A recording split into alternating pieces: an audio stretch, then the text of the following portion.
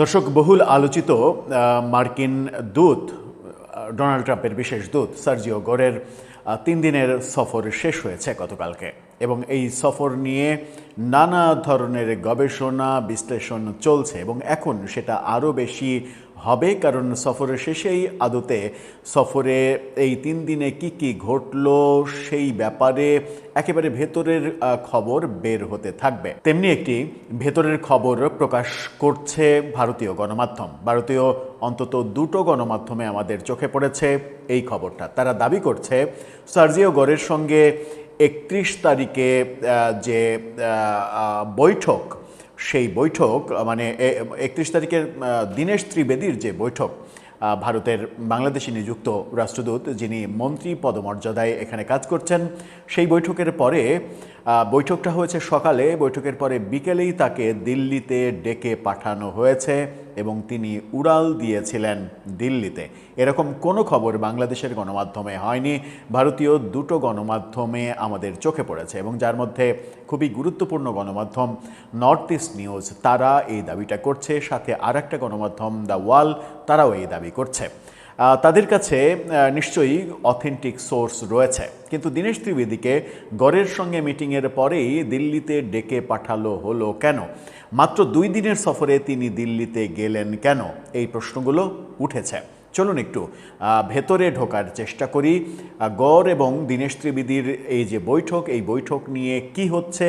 দীনেশ ত্রিবেদীকে দিল্লিতে ডেকে পাঠানোর মানে কি এটা যে দিল্লিতে আরেক দফা গড়ের সঙ্গে তার কথা হবে, বৈঠক হবে, কিংবা মানে বাংলাদেশের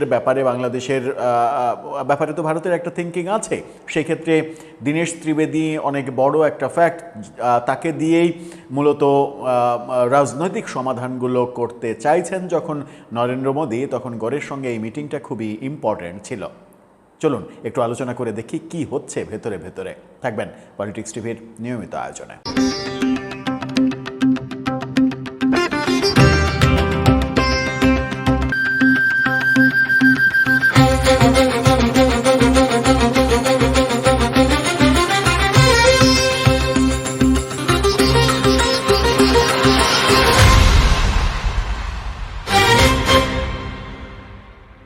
দর্শক, বলছিলাম সার্জিও গোরের সঙ্গে বৈঠক দীনেশ ত্রিবেদীর 31 তারিখে যেটা হলো সকালে, এবং সেই বৈঠকটা করে তিনি গড় উড়াল দিলেন কক্সবাজারের রোহিঙ্গা ক্যাম্পে।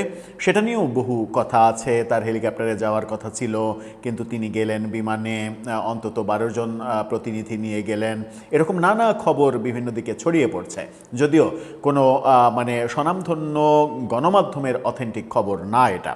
কিন্তু এদিকে ভারতের গণমাধ্যম এবং অথেন্টিক গণমাধ্যম নর্থ ইস্ট নিউজ, তারা যে দাবিটা করছে তাদের শিরোনামটা দেখে নিন।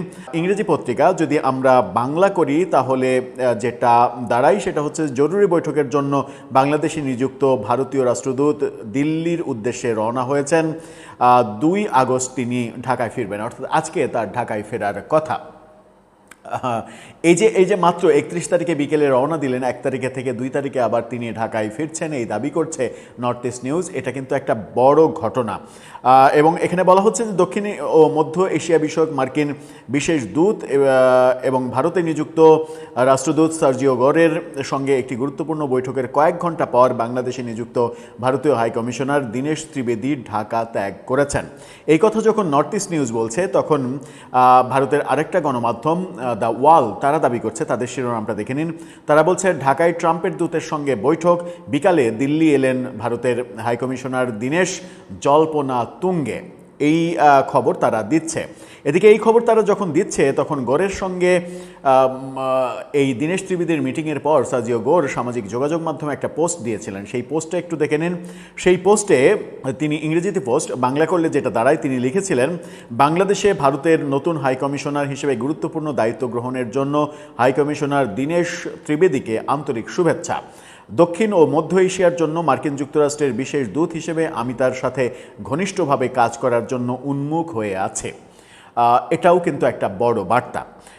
দীনেশ ত্রিবেদীর যে ভারতে ছুটে যাওয়া, এই ছুটে যাওয়া নিয়ে মানে দিল্লিতে ছুটে যাওয়া নিয়ে গণমাধ্যম আসলে কি বলছে? তারা বলছে যে পূর্ব অনির্ধারিত বৈঠক শেষে দীনেশ ত্রিবেদী দিল্লিতে গেছেন এবং তাকে জরুরি তলব করা হয়েছিল। বাংলাদেশ সফররত মার্কিন যুক্তরাষ্ট্রের মধ্য ও দক্ষিণ এশিয়া বিষয়ক দায়িত্বপ্রাপ্ত সার্জিও গোরের সঙ্গে শুক্রবার ঢাকায় বৈঠক দীনেশ ত্রিবেদীর। এই বৈঠক পূর্ব নির্ধারিত ছিল না, স্বভাবত এই বৈঠক ঘিরে দিনভর জল্পনা ছিল। ওই বৈঠক নিয়ে বাংলাদেশ সরকার আশ্চর্য ধরনের নীরবতা পালন করছে। সেদেশের সংবাদ মাধ্যমও গড় এবং দীনেশ ত্রিবেদীর বৈঠকের বিষয়টি গুরুত্ব দেয়নি। মানে যদিও সরকারিভাবে এই বৈঠকের কথা স্বীকার করা হয়নি, এমনকি দিল্লিতে ভারতের বিদেশ মন্ত্রকের মুখপাত্র রণধীর জয়সওয়াল শুক্রবার বিকেলে বলেছেন এই বৈঠক হয়েছে কিনা সে সম্পর্কে তার জানা নেই। একাধিক সূত্রের খবর, ভারতের হাই কমিশনার সন্ধ্যার বিমানে নয়াদিল্লি এসেছেন। গড়ের সঙ্গে বৈঠকের পর ভারতের হাই কমিশনার তার যে স্বদেশ যাত্রা সেটা নিয়েও বেশ জল্পনা চলছে, যদিও তার দিল্লি আসার বিষয়েও সরকারি মহল থেকে নিশ্চিত করা হয়নি। এটা গণমাধ্যম তার নিজস্ব সোর্স থেকে নিশ্চিত করছে, সেই দাবি করছে। সার্জিও গোর একই সঙ্গে ভারতে আমেরিকার রাষ্ট্রদূত এবং দক্ষিণ এশীয় অঞ্চলের দূত ডোনাল্ড ট্রাম্পের।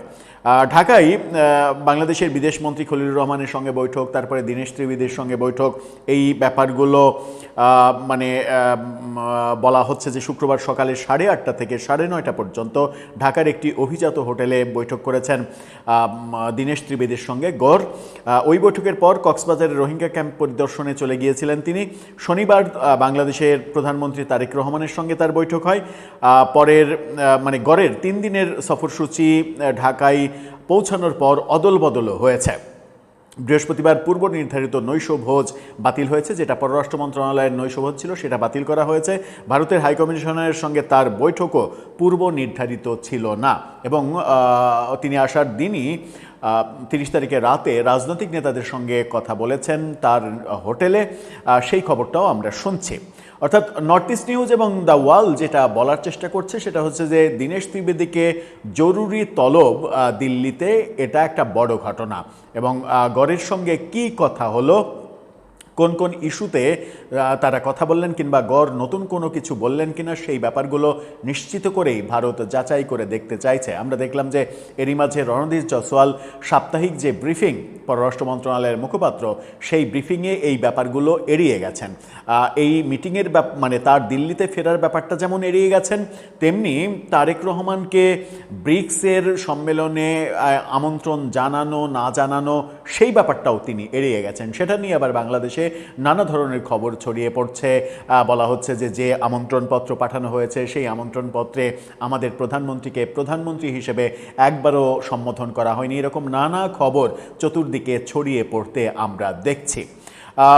যখন অনেকে বলছেন যে গড় ট্রাম্পের দূত হিসেবে ট্রাম্পের ভাষ্যটাই তো বাংলাদেশে দিয়ে গেলেন, এবং সেই ভাষ্যটা কি এরকম যে বাংলাদেশ সরকার এক ধরনের বিব্রতকর পরিস্থিতিতে পড়ে গেল।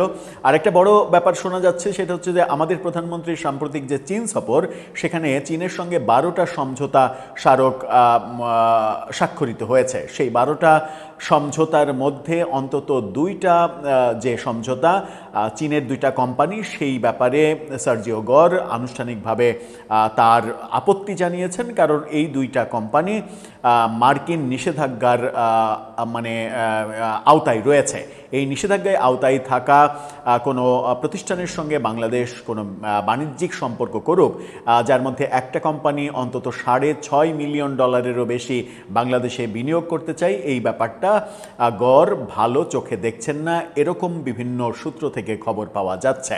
সব মিলিয়ে ভেতরে ভেতরে বোধহয় কিছু একটা হচ্ছে, এবং সেই হওয়াটা মানে এক ধরনের আমেরিকার যে দাসত্ব তৈরি হয়েছে প্রফেসর ইউনূসের সেই মেটিকুলাস চুক্তির মাধ্যমে, সেই চুক্তি কি আমাদেরকে বারংবার এভাবে বিপদে ফেলবে? আমরা চীনের সঙ্গে কি বাণিজ্য করব না করব, তার জন্য আমাকে আরেকটা রাষ্ট্রের কাছে যখন জবাবদিহিতা করতে হয়, তখন কি আমি বলতে পারি যে আমি স্বাধীন? কিংবা আমি স্বাধীনভাবে সিদ্ধান্ত নিতে পারছি, কিংবা মুক্তিযুদ্ধের এত বছর পর, স্বাধীনতার 55 বছর পর আমেরিকার সঙ্গে কিংবা কোনো দেশের সঙ্গে এরকম একটা চুক্তি করতে হলো যে চুক্তির মাধ্যমে আমরা অনেক কিছুই করতে পারবো না। আমেরিকা যে দেশের সঙ্গে তাদের ভালো সম্পর্ক নাই, সেই দেশের সঙ্গে আমরা কিছু করতে পারবো না, এরকম মানে কি বলবো যে এরকম ব্যাপার আমরা অঙ্গীকারনামায় লিখে দিলাম। দর্শক, আপনার কি মনে হয় ভারতের যে রাষ্ট্রদূত দীনেশ ত্রিবেদী, তাকে ঘিরে নতুন কোনো আয়োজন চলছে? আপনার মতামত জানিয়ে লিখতে পারেন আমাদের কমেন্ট বক্সে।